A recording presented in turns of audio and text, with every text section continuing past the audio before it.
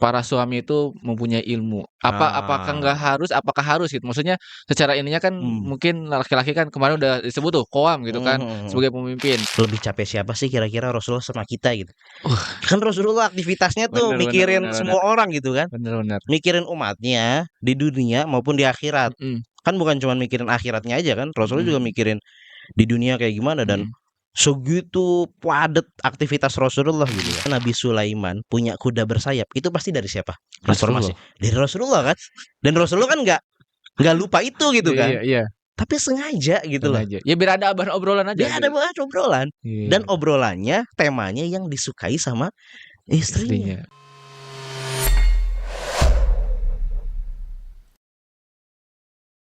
Bismillah, Assalamualaikum Ustaz. Waalaikumsalam. Gimana kabarnya Ustaz? Alhamdulillah sehat. Alhamdulillah baik ya. Nah, Hmm, kemarin kita nih udah ngebahas, tentang Rasulullah SAW, hmm, menjadi suami nih untuk hmm, istri-istrinya. ya, Nah, sekarang nih gue penasaran nih, hmm. lebih detailnya lagi tentang, cara komunikasi Rasulullah SAW itu kepada istri-istrinya gimana sih? Nah, ini menarik nih ya. Mhm, Dan ini penting nih karena menurut gua memang ya bukan menurut gua doang sih ya. Eh mungkin penelitian juga bisa dibilang mhm, yang namanya obrolan antara suami dengan istri itu suatu hal yang memang bisa memperdalam mhm. kasih sayang gitu ya, memperkuat hubungan gitu kan. Dan akhirnya di situ menciptakan keharmonisan tuh dalam rumah tangga. Dan ternyata ini yang menariknya, Rasulullah kalau kita baca dengan para istrinya itu obrolannya cukup kuat atau Mmm, bisa dibilang sangat kuat lah. Sangat kuat. Macem-macem. Ntar kita bakal membahas apa aja sih contoh-contoh dan fakta-fakta menarik gitu ya mhm. tentang percakapan Rasulullah dengan para istrinya. Masya Allah, ayo kita gaskan Ustaz. Kita Gimana Ustaz? kita gas nih ya. Ya, Kita coba satu-satu nih ya. Nah, yang pertama gini, Rasulullah itu saking kuatnya punya momen dan selalu menggunakan kesempatan untuk ngobrol sama istrinya, Rasulullah itu sampai punya semacam kebiasaan gitu ya, mhm, rutinitas berarti? rutinitas Mhm, gitu ya, rutinitas pillow talk lah mungkin kalau hari ini orang iya. bilang gitu, Jadi ngobrol sebelum tidur nih? ngobrol sebelum tidur. Heeh. Dan bukan cuman ngobrol sebelum tidur nih, tapi memang, ngobrolnya tuh sambil tiduran gitu. Oh, jadi di kasur langsung nih? Di kasur, di atas bantal, kan pillow talk kan artinya kan Iya iya, ngobrol di atas ranjang, kasur iya, sambil tiduran, senderan, apa namanya, sambil berbantal kan mhm, gitu kan. Nah ini jadi suatu hari Abdullah Ibnu Abbas itu lagi nginep lah mhm, di rumah bibinya, yang mana bibinya memang kebetulan juga istrinya Rasulullah, namanya Maimunah. Jadi ibunya Ibnu Abbas dengan Maimunah itu adik kakak, mhm, saudara kandung gitu. Berarti kan memang Ibnu Abbas adalah sepupunya Maimunah, istrinya Rasulullah. Makanya ya maklum lah kalau mhm, kemudian Ibnu Abbas nginep lah, nginep gitu ya, wajarlah, wajar. Nah, Ibnu Abbas tuh menggambarkan, menceritakan gimana suasana ketika beliau nginep di rumahnya Maimunah, mhm, yang kebetulan hari itu ada Rasulullah juga. mmm, Ibnu Abbas bilang begini, pada malam itu Rasulullah tidur bersama istrinya dalam satu bantal, artinya di ini bantal gitu ya. mhm, Katakan bantal itu mungkin agak panjang gitu ya. Rasulullah dan istrinya yaitu Maimunah tidur di sisi panjangnya bantal. Intinya kan mmm, ada bantal itu ada panjang lebarnya gitu ya. iya, Rasulullah dan Maimunah satu tidur bantal di satu maksudnya? bantal gitu ya. Iya, Nah, dan aku melintang di sisi lebarnya. Intinya di sisi sebelah mananya lagi ada Ibnu Abbas gitu ya. Nah, lalu ini bagaimana Ibnu Abbas mengamati nih apa yang terjadi antara Rasulullah dan istrinya itu. Lalu Rasulullah bercakap-cakap dengan istrinya beberapa saat baru kemudian beliau tidur. Berarti ini kan pilotok nih. iya, Jadi Rasulullah itu sebelum tidur tidak pernah melewatkan kesempatan untuk ngobrol mhm, sama istrinya. mhm, Ya artinya di situ obrolannya obrolan penuh kasih sayang, keakraban gitu. Dan bayangkan Rasulullah itu kan betapa sibuknya beliau di luar rumah gitu ya. mhm, Macam-macam aktivitas lah gitu. Ketika sampai rumah beliau tidak membawa kecapean, tidak membawa letih gitu ya. Tapi justru bawa kegembiraan, keriangan gitu kan. Iya, iya. Dan ketika Rasulullah berusaha memanfaatkan kesempatan untuk ngobrol sama istrinya sebelum tidur, itu berarti istri beliau itu ketika tidur yang terakhir didengar adalah obrolan dengan suaminya yang dibawa ke dalam tidur. Tidurnya, iya. Itu adalah obrolan bersama istrinya yang penuh kegembiraan, penuh keceriaan itu gitu, penuh kehangatan itu. Berarti Rasulullah apakah cuman sama, Maimunah aja apa sama yang lain juga sama gitu ya? Ya bisa dibayangkan ini apa namanya, kebiasaan dengan istri-istrinya yang lain juga. Dan menariknya gitu ya. Ini cerita dari Aisyah sekarang. Kalau tadi kan Rasulullah mengambil kesempatan ngobrol sebelum tidur. Ini kebalikannya. Baru pertama kali bangun tidur, Rasulullah juga ternyata ngajak ngobrol istrinya. Dan ini terjadi di Aisyah nih ya. Contohnya dia di Aisyah nih. Jadi Aisyah cerita begini. Rasulullah itu kalau sudah dikumandangkan azan subuh gitu ya. Beliau bangun kemudian melaksanakan sholat sunnah 2 rakaat yang ringan. Jika aku sudah terbangun, maka beliau mengajak ngobrol aku. Beliau mengajak aku bercakap-cakap. Kalau aku sudah bangun. Tapi kalau aku masih tidur, maka beliau setelah selesai sholat sunnah 2 rakaat yang ringan tadi, beliau kembali berbaring dan nunggu Bilal datang. Baru kemudian kalau Bilal datang, nanti Rasulullah memerintahkan Bilal untuk iqomah, baru kemudian beliau sholat ngimamin gitu. Ini artinya gini ya, Aisyah memulai harinya sebelum sholat subuh itu dengan melakukan percakapan ngobrol sama Rasulullah, sama suaminya. Dan di sini lihat Rasulullah benar-benar memperhatikan keadaan Aisyah gitu ya. Kalau memang udah bangun, aku ajak ngobrol. Tapi kalau belum bangun, ya udah biarin. Ya karena mungkin masih capek, masih butuh istirahat, ya sudah biarin. Nggak perlu dibangunin, ngobrol-ngobrol. Enggak. Lihat kondisi kali ya. Lihat kondisi. Jadi Rasulullah di situ melihat kondisi, lagi udah bangun nih, aku ajak ngobrol. Benar. Dan bayangin, jadi istri-istri Rasulullah bisa dibayangkan ini kan terjadi di semua istri Rasulullah gitu ya. Punya kebiasaan sebelum tidur ngobrol dengan suaminya, ketika bangun tidur juga ngobrol. Jadi apa namanya ya, tidur bangun itu selalu dibersamai percakapan dengan suaminya. Masya Allah ya. Jadi nggak lepas dari apa ya, keharmonisan, nggak lepas dari apa, rasa cinta segala macam gitu. Sangat hangat sekali lah. Sangat hangat. Tapi emang Ustadz jarang banget ya sekarang mungkin suami capek kali pulang kerja. Tadi kan Rasulullah SAW ketika pulang ke rumah beliau apa ya, melepaskan penatnya gitu. Nggak bener kayak aduh capek, aduh gimana mungkin ya. Jadi yang dihadapi itu langsung istrinya dengan bahagia segala macam. Emang itu mungkin dan lebih capek siapa sih kira-kira, Rasulullah sama kita gitu. Kan Rasulullah aktivitasnya tuh mikirin semua orang gitu kan. Bener. Mikirin umatnya di dunia maupun di akhirat. Kan bukan cuma mikirin akhiratnya aja kan. Rasulullah juga mikirin di dunia kayak gimana. Dan segitu padat aktivitas Rasulullah gitu kan. Bener. Berarti ini pesan yang penting banget untuk disampaikan, terutama untuk para suami yang mungkin emang kerja keras di sana untuk cari nafkah segala macam, cuman kita ada istri di rumah, kita hilangkan penat dulu lah gitu maksudnya. Jadi ketika pulang ke rumah bisa tuh langsung senyum, bahagia, sapa, ngobrol segala macam. Jangan sampai pulang ke rumah malah jadi marah-marah. Nah, lihat ada yang belum diberesin marah-marah. Nah, akhirnya udah jadi meledak dah itu jadinya. Benar-benar. Gitu. Nah, sekarang apa nih kelanjutannya lagi, Ustaz? Nah, yang kedua, Rasulullah memandang bahwa percakapan antara suami dan istri itu merupakan sebuah kebutuhan jiwa.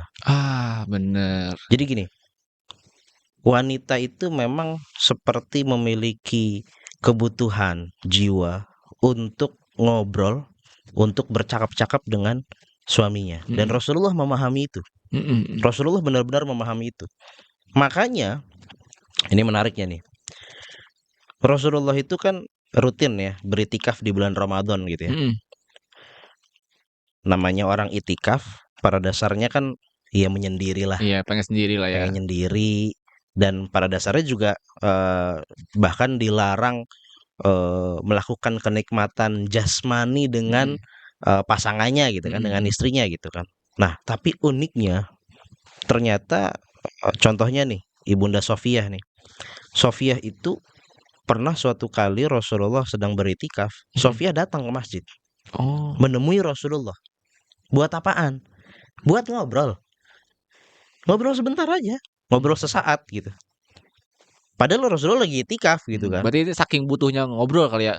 Lah iya, ya artinya bukan cuman saking butuhnya tapi memang ada kebutuhan gitu kan. Artinya Iya. memang kayaknya harus deh Iya. ngobrol gitu kan. Ya mungkin ngobrol apalah gitu kan. Yang penting memang ngobrol gitu. Ada percakapan gitu kan. Nah, romantisnya ini nggak selesai sampai situ tuh. Selesai ngobrol sesaat gitu ya. Rasulullah Sofiyah pulang kan. Pulang ke rumahnya gitu kan.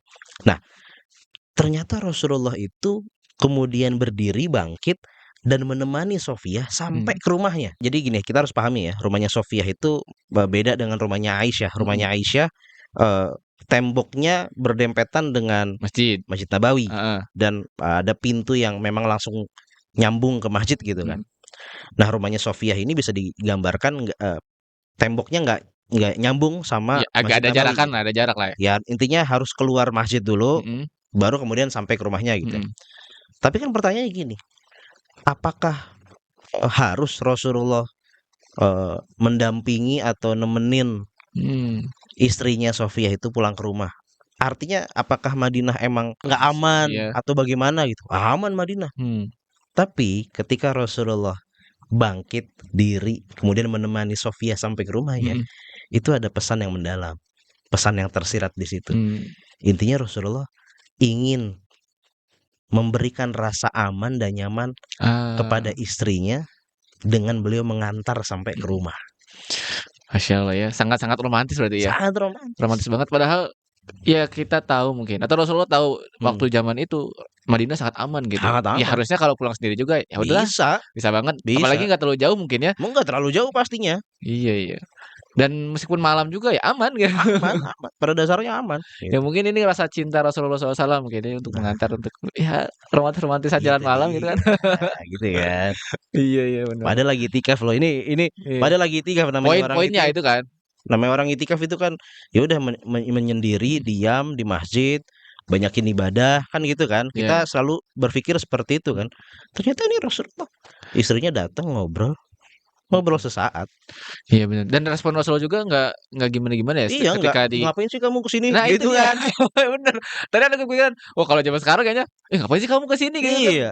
Ada mungkin hari ini kalau lagi itikaf terus di WA sama istri. Iya. Ya lah lagi itikaf nih. Iya benar. Enggak, Rasulullah ngeladenin istrinya buat ngobrol. Jadi nemenin ya. Nemenin. Iya, Masya Allah. Sampai nganterin pulang. Iya. Itu dia.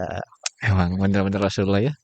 Gimana lagi Stan nih lanjutannya? Nah, terus biasanya salah satu konteks percakapan antara Rasulullah dan para istrinya, konteksnya adalah konteks yang sifatnya ngajarin atau intinya pendidikan lah. Artinya gini, memang istri-istri Rasulullah itu punya kesadaran yang tinggi untuk menuntut ilmu. Sehingga kalau ada hal-hal yang memang dirasa oleh para istri Rasulullah ada yang belum dipahami gitu kan, atau kenapa begini sih kok gitu kan, maka mereka akan bertanya kepada Rasulullah dan Rasulullah pasti akan mendengarkan pertanyaan mereka dan kemudian menjelaskan dengan baik sampai akhirnya intinya kegundahannya pertanyaannya sampai terjawab lah. Berarti mungkin ini ya, mungkin harusnya para suami itu mempunyai ilmu. Apakah nggak harus? Apakah harus gitu? Maksudnya secara ininya kan mungkin laki-laki kan kemarin udah disebut tuh qawwam gitu kan sebagai pemimpin. Berarti kan secara tidak langsung seorang suami harus lebih pandai mungkin daripada istri gitu kan. Sehingga ketika ngobrol ada isinya ataupun ketika istri nanya bisa menjawab segala macam gitu. Intinya mah kedua belah pihak pastinya harus ya. nambah ilmu terus Iya. gitu ya. Intinya dua-duanya harus punya kesadaran untuk selalu upgrading ilmu kan gitu kan. Ya apalagi suami yang memang dia ibarat kata sebagai kepala rumah tangga. Namanya kepala itu kan diikutin. Iya benar. Namanya kepala gitu kan. Dia selalu di depan gitu kan. Imam itu kan di depan. Dan dia akan menjadi tempat bertanya istrinya gitu kan. Sehingga kalau istrinya nanya, oh dia bisa menjawab kan gitu kan. Iya, iya. Nah, ini menarik nih, ini ada contoh-contohnya gitu ya. Contohnya gini. Pernah suatu kali Ibunda Ummu Salamah, Ibunda Ummu Salamah bertanya kepada Rasulullah. Jadi Ibunda Ummu Salamah ini kayaknya sering dengar Rasulullah itu mengucapkan sebuah doa. Doanya itu adalah ya muqallibal qulub tsabbit qalbi ala dinik. Wahai Allah yang membolak-balikan hati, maka tetapkanlah hatiku di atas agamamu kan itu. Ini sering didengar nih sama Ummu Salamah. Rasulullah sering mengucapkan doa ini gitu. Nah, Ummu Salamah kemudian bertanya kepada Rasulullah, "Hai Rasulullah, kenapa engkau berdoa dengan doa itu terus gitu. Kenapa engkau selalu merutinkan doa itu gitu?" Mungkin ada penasaran kan Ummu Salamah gitu kan. Apa kata Rasulullah? Rasulullah di sini mencoba menjelaskan lah gitu ya. Alasannya apa sih gitu. Apa kata Rasulullah? Rasulullah bilang begini, "Wahai Ummu Salamah, tidaklah seorang manusia melainkan hatinya berada di antara dua jari dari jari-jari Allah." Maksudnya ini intinya hati manusia itu mudah untuk dibolak-balikan oleh Allah.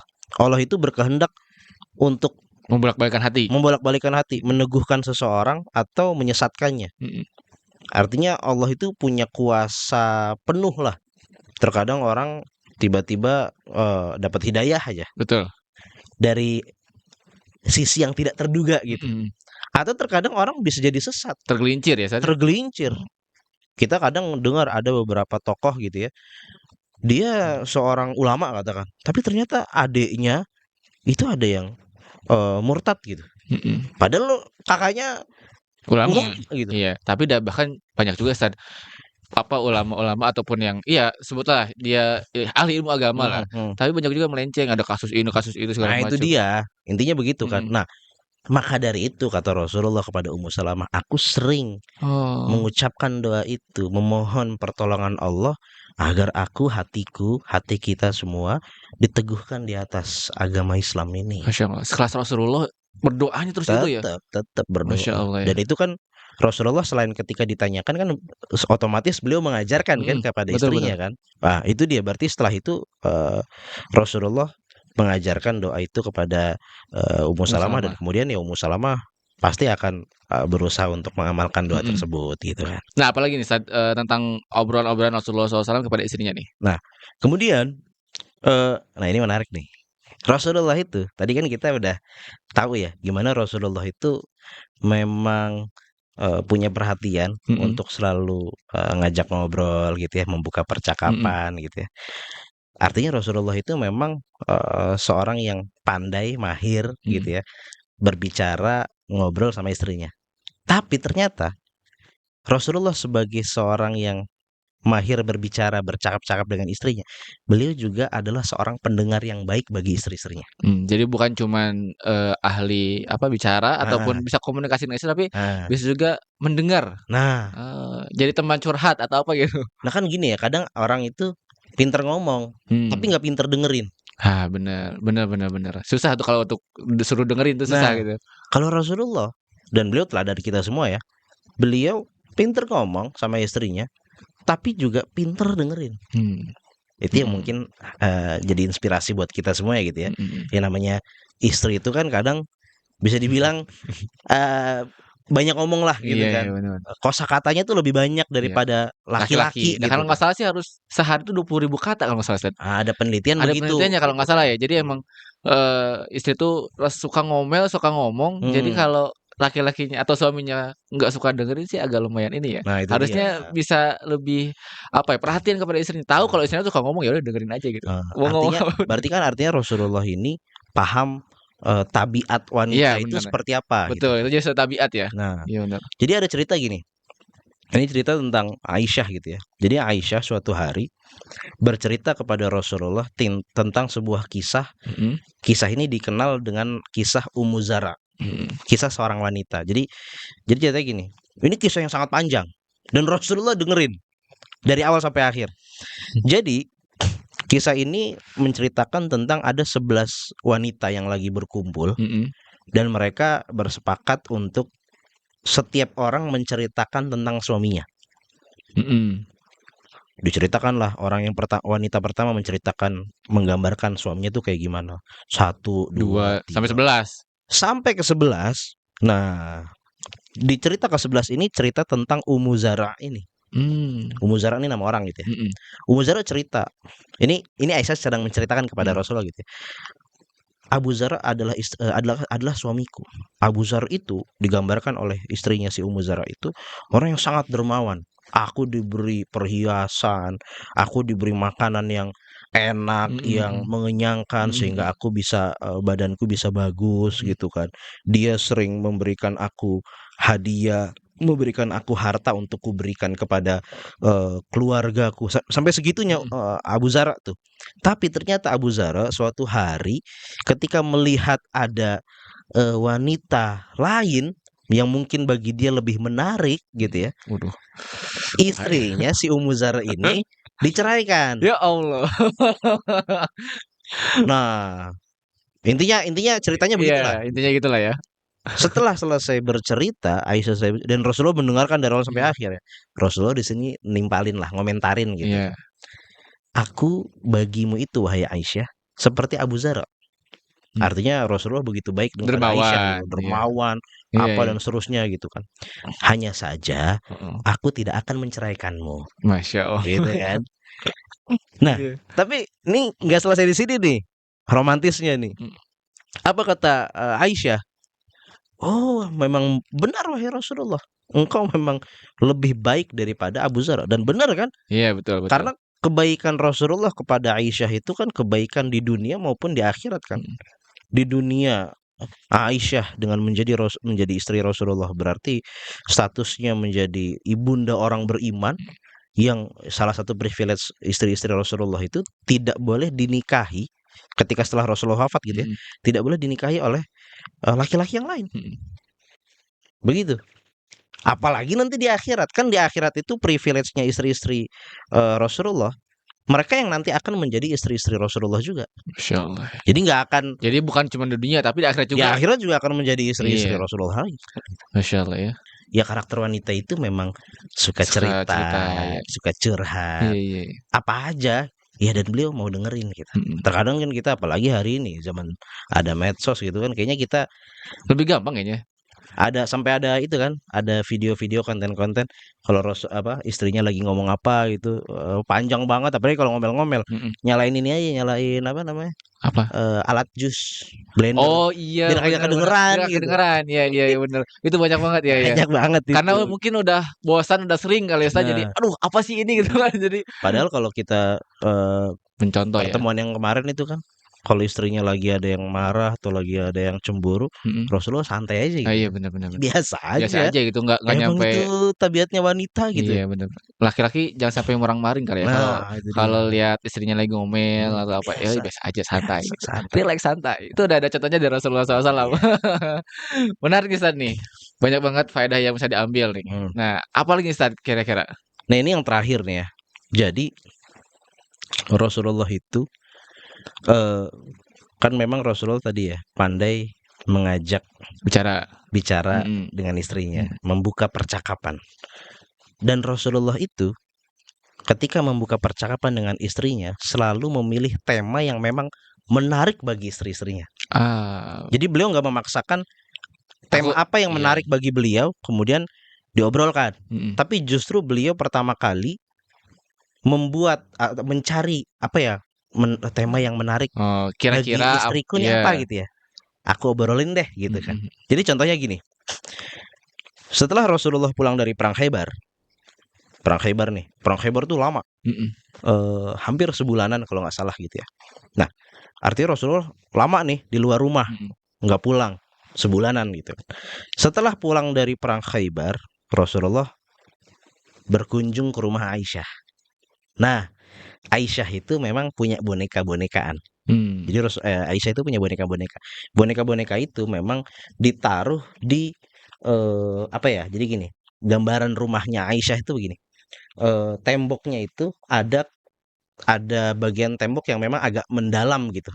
Yang di situ bisa ditaruh barang-barang gitu kan. Oh, iya yang ngerti. Kebayang Ya, gitu ya. kebayang, Kayak kebayang. ada raknya lah Kayak gitu. ada rak. Jadi agak menjorok ke dalam gitu. Agak menjorok ke dalam Ah. gitu kan. Nah, Aisyah itu naruh boneka-bonekanya di situ. Gitu kan. Dan ditutupi dengan kain. Nah, suatu hari ketika Rasulullah masuk buka pintu, angin sedikit masuk menggerakkan berhembus lah ya. Berhembus gitu kan. Penutup atau tirai boneka-bonekanya Aisyah tadi kegeser dikit gitu kan, sehingga boneka-bonekanya tuh kelihatan gitu kan. Nah, Rasulullah, nah ini menarik, Rasulullah membuka percakapan di situ. Padahal habis perang Khaybar loh. Rasulullah kemudian bertanya kepada Aisyah, wahai Aisyah tuh bahasa apa ya, bahasa panggilan sayang, panggilan sayang kepada Aisyah gitu. Wahai Aisyah, ini apa gitu kan. Ya Rasulullah itu kan sebenarnya tahu ini mainannya Aisyah, ini boneka-boneka Aisyah, Rasulullah tahu. Udah kan satu tempat ya. Iya, beliau udah tahu lama, tapi kan apa namanya, beliau sengaja untuk membuka percakapan dengan tema yang disukai Aisyah, karena Aisyah memang suka boneka gitu. Benar. Ini anak-anak perempuanku wahai Rasulullah gitu kan. Maksudnya boneka-boneka itu gitu ya. Terus Rasulullah bertanya lagi gitu. Lalu apa yang ada di tengah boneka-bonekamu itu gitu kan. Jadi Aisyah itu naruh boneka-bonekanya, tapi di tengah-tengah boneka itu Aisyah apa namanya, menaruh semacam boneka seekor kuda gitu ya, dari kulit yang punya sayap. Kudanya punya sayap. Iya, gitu ya. Nah, Rasulullah tuh pengen menotis itu. Itu apa di antara boneka anak-anak perempuanmu itu, boneka-bonekamu itu? Kata Aisyah apa? Itu kuda wahai Rasulullah gitu kan. Rasulullah bertanya lagi. Sengaja gitu. Demi menghidupkan percakapan gitu kan. Emang ada kuda yang punya sayap gitu kan. Apa kata Aisyah? Wahai Rasulullah, tidakkah engkau tahu bahwasanya Nabi Sulaiman itu punya kuda yang bersayap? Gitu kan. Nah, sekarang coba kita bayangin ya. Aisyah tahu bahwasanya Nabi Sulaiman punya kuda bersayap. Itu pasti dari siapa? Informasi dari Rasulullah kan. Dan Rasulullah kan nggak lupa itu gitu kan. Iya. Tapi sengaja gitu loh. Ya biar ada bahan obrolan aja. Biar ada bahan obrolan. Dan obrolannya temanya yang disukai sama istrinya. Benar. Iya, padahal itu Rasulullah pulang dari perang Khaybar. Ya. Lagi capek-capeknya mungkin ya. Pasti. Padahal Rasulullah itu di perang Khaybar menang loh. Kaum muslimin menang di perang Khaybar dan kemenangannya dahsyat banget. Artinya setelah perang Khaybar itu atau hasil ghanimah gitu ya, atau harta rampasan perang dari perang Khaybar itu kan sampai berkata menaikkan taraf ekonomi masyarakat muslimin di Madinah pada saking gedenya. Tapi lihat Rasulullah ketika masuk rumah pertama kali pulang dari Khaybar justru ngomongin boneka Aisyah. Karena Aisyah memang suka sama boneka. Iya. Harusnya secara logika ya pulang istirahat tidur mungkinnya gitu. Bisa jadi kan begitu. Udah capek gitu kan, tapi malah asik ngobrol dengan istrinya gitu. Masya Allah. Nah, inilah contoh gimana sih obrolan Rasulullah dengan istri-istrinya, yang mana nanti ya tentunya namanya dari obrolan itu akan menumbuhkan kasih sayang gitu kan, memperdalam hubungan gitu kan, sehingga kemudian rumah tangga itu jadi lebih hidup, lebih ceria gitu ya. Sebaliknya kalau nggak ada obrolan atau jarang ngobrol lah bahasanya gitu ya, apalagi kemudian salah satu pihak ada yang kurang senyum, nggak ceria gitu ya, akhirnya malah hubungan tuh jadi mati lah gitu. Benar. Tapi kan emang kuncinya kan kalau rumah tangga, kalau tidak salah ya, kalau salah koreksi aja. Kuncinya dari ngobrol, komunikasi. Betul. Itu kalau komunikasi sehat, ya insya Allah rumah tangganya sehat juga gitu. Betul. Ya kadang kalau misalkan apa ya, jarang ngobrol tuh kayak hampa banget ya. Kayak hampa banget gitu. Tapi Apalagi ini nggak curhat kan? Jadi ya. Enggak, insya Allah enggak. Ya mudah-mudahan lah ini jadi inspirasi lah buat kita sosok Rasulullah ini. Amin insya Allah. Next, Tad, apakah ada podcast lain? Apakah nanti akan membahas secara lain? Insya Allah kita akan bahas di pertemuan yang akan datang tentang bagaimana sih Rasulullah sebagai seorang ayah. Wah, ini dia. Dari suami langsung ke ayah. Nah, Cocok banget. Jadi ini akan berkelanjutan untuk teman-teman stay tune jangan lupa, subscribe dan nyalakan loncengnya untuk terus update. Nanti kita akan update terus, seputar mungkin apa ya, Rasulullah SAW, sahabat-sahabatnya yang lain mungkin nanti tunggu aja.